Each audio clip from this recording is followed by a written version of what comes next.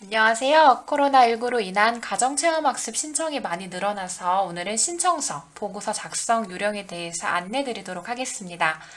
자, 서식은 학교 홈페이지와 혹은 담임교사에게 요청하시면 되고요. 학교 홈페이지에 들어가시면 공지사항에 한번 클릭해 보세요. 자, 그럼 아래와 같은 화면이 나올 텐데요. 자, 공지, 파란색으로 보이는 것 중에서 네 번째 거, 가정체험학습, 이 부분을 클릭하시면 됩니다. 그러면 아래 첨부 파일에 두 가지가 나오는데요. 자, 우리는 국내 현장 체험학습 신청서 보고서 서식 첫 번째 거를 클릭해서 열어주시면 됩니다. 자, 파일을 여시면 내 쪽에 아마 파일이 뜰 텐데요. 그 중에서 이 첫 번째, 두 번째 장은 신청서고요.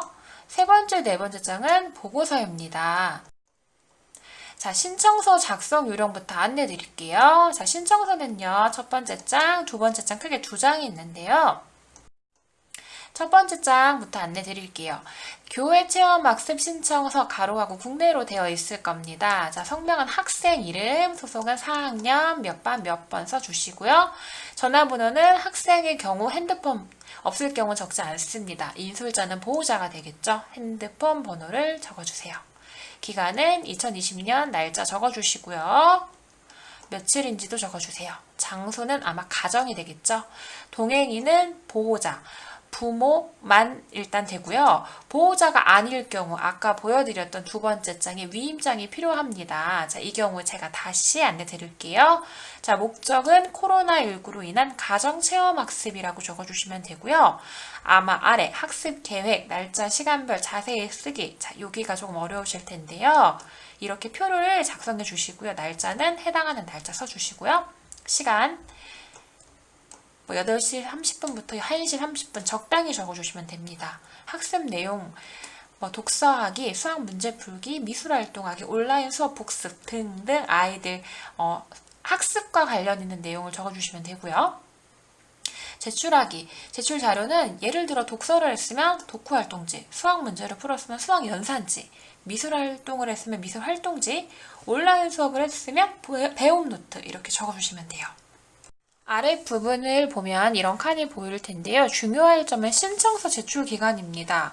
교회 체험학습 실시 이틀 전까지 신청서를 제출해 주셔야 되는데 혹시 제출을 못하셔서 추후에 신청서를 낼 경우에도 이틀 전후로 작성된 걸 내주셔야 돼요. 예를 들어서 9월 3일에 체험학습 신청을 하신다.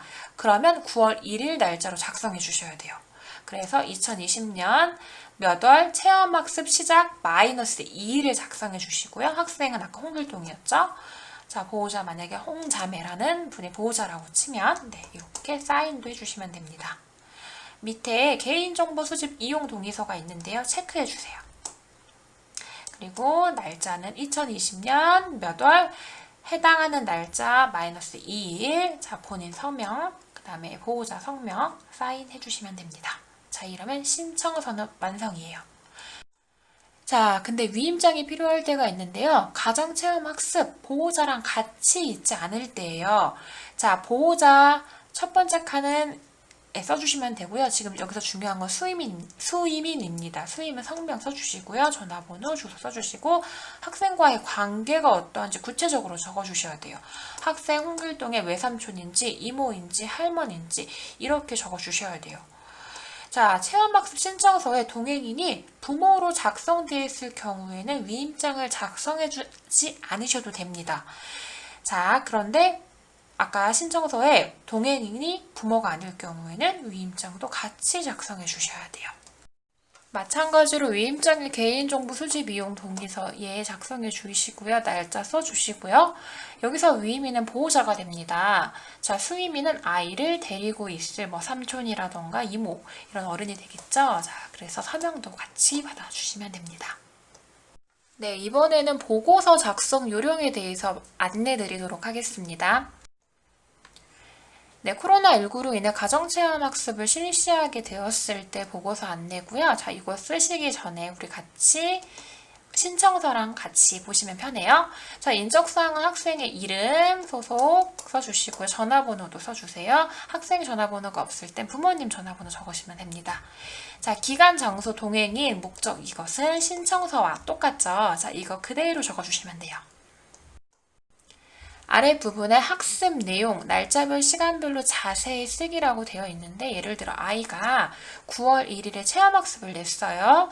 자, 그랬을 때 9시부터 10시까지는 종이접기를 했고 시간대로 한 내용을 적어주시면 돼요.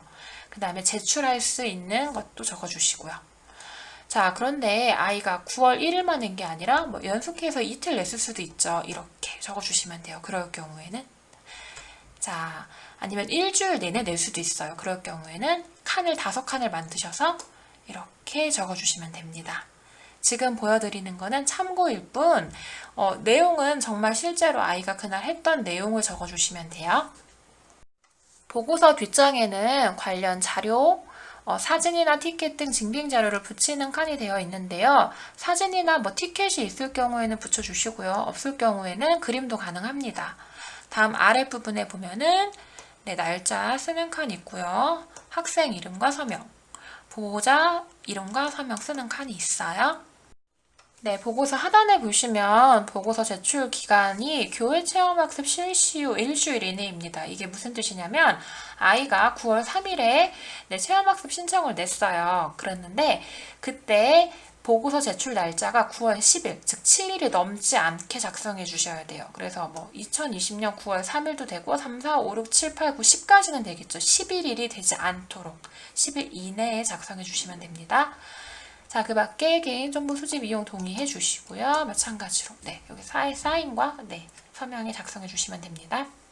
몇 가지 더 안내드립니다. 지금 설명해드린 가정체험학습과 결석은 달라요. 가정체험학습은 출석으로 인정이 되고요. 결석은 출석으로 인정이 되지 않습니다. 말 맞다나 정말 결석 처리가 되는 거예요. 그래서 내셔야 될 서류도 다른데요. 가정체험학습은 아까 홈페이지 공지화면에서 지금 연두색 4번째 거 서류를 제출해 주셔야 되고요.